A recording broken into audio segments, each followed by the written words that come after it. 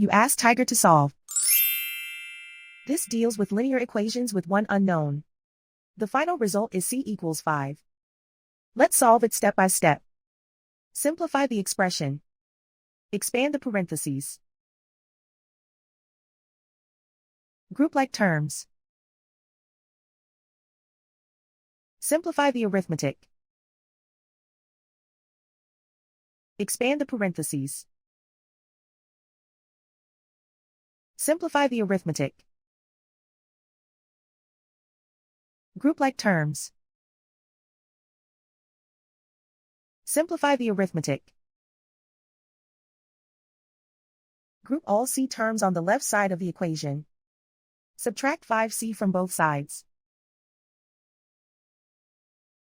Group like terms. Simplify the arithmetic. Group like terms.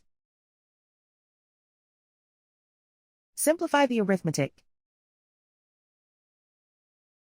Group all constants on the right side of the equation. Subtract 55 from both sides. Simplify the arithmetic.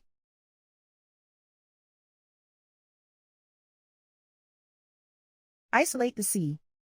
Divide both sides by -7. Cancel out the negatives. Simplify the fraction. Cancel out the negatives.